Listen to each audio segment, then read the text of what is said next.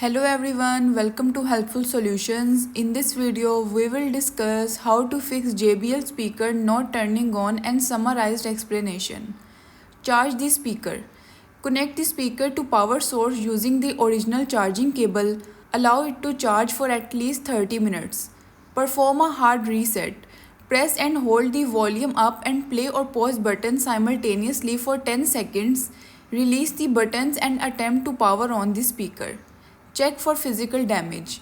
Inspect the charging port and buttons for any signs of damage. Update firmware. Use the JBL Portable app to check for and install any available firmware updates. Thanks for watching.